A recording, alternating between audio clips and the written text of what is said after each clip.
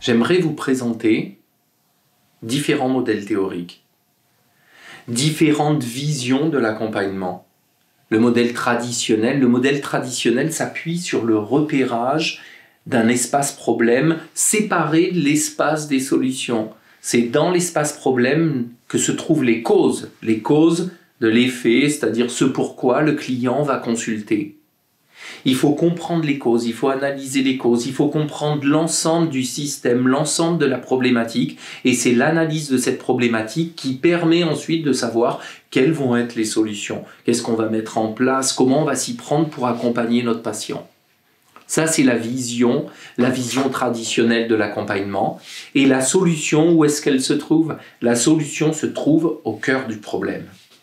Et cela a des conséquences parce que ça va amener le thérapeute à zoomer, à focaliser toute son attention sur d'où vient le problème, qu'est-ce qui s'est passé dans l'histoire de la personne, comment ça s'est structuré, comment ça a dysfonctionné. Et l'ensemble des questions qui vont être choisies par le thérapeute sont des questions orientées problème.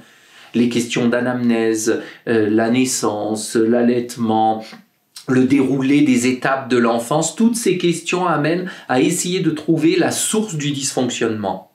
À force d'analyser la source du dysfonctionnement, on arrive à trouver une cause. Et de cette cause-là, si on interrompt, si on apporte, si on modifie les choses, peut-être que le problème ne sera plus là.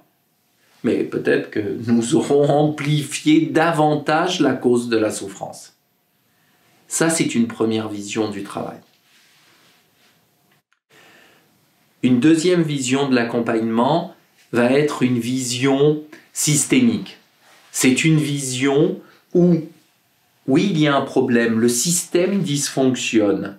Il y a des interactions, tout un ensemble de phénomènes, de mécanismes qui sont là mis en place. Et ces mécanismes-là vont avoir un effet, un peu comme pour les dominos, un élément a un effet sur le suivant, qui a un effet sur le suivant, qui a un effet sur le suivant. Celui qui est inscrit dans une approche systémique va s'intéresser à ce système-là, à cette organisation-là. Comment on explique le dysfonctionnement? Comment on explique la souffrance dans cette vision systémique de l'accompagnement, en pensant qu'une solution a été trouvée à un moment par rapport à un problème particulier. Et cette solution a fonctionné. Et comme cette solution a fonctionné, la personne, le patient, a répété cette même solution. Difficulté de parler en public, la personne va s'alcooliser, elle va éprouver un bénéfice certain, et d'éprouver ce bénéfice-là, elle va se dire, la prochaine fois, si ça se passe, si j'utilise le même moyen, j'aurai les mêmes effets. La fois suivante, la personne doit prendre la parole en public et utilise à nouveau l'alcool, l'apaisement est là au rendez-vous. Et la fois suivante, l'apaisement est au rendez-vous, l'apaisement est au rendez-vous. Et au bout d'un moment, la dépendance à l'alcool s'installe. Ce qui veut dire que la solution qui a été trouvée à un moment est devenue un problème. Dans une vision systémique, à ce moment-là, l'intervention du clinicien va être de pouvoir bloquer la boucle, bloquer cette séquence qui se répète grâce à ces interventions particulières, grâce à des outils spécifiques qu'il va utiliser. Le focus est non plus sur la cause, comme dans une vision traditionnelle, et la disparition, la suppression de la cause. Le problème est lié à un dysfonctionnement du système. Si on bloque ce dysfonctionnement-là, ce système-là, à ce moment-là, le problème n'est plus là. Une autre vision de la thérapie va être une vision solutionniste. La vision solutionniste, c'est de penser, il y a des problèmes, il y a des solutions. La classe des problèmes est séparée de la classe des solutions.